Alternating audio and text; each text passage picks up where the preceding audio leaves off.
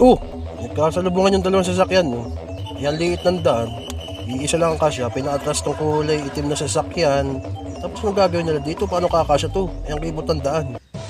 Tama ba itong iniisip ko? Isasampa niya sa pader. May bato eh. Uy, isasampa nga oh. Isasampa nga niya oh. Ha? Sinampa nga niya. Paano niyang gagawin yan?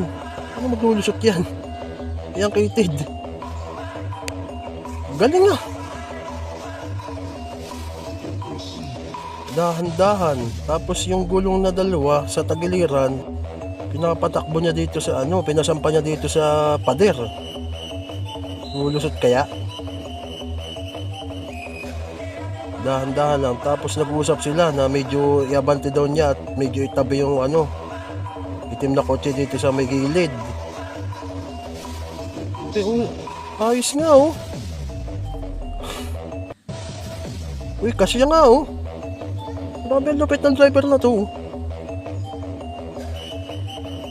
Lupit. Paano niya nagawa yun? Paano niya ibababa ngayon yan? Kakabig niya yung manibela para pababain dito sa kalsada. Wow, suwabe, ang galing nito. Malupit na driver to.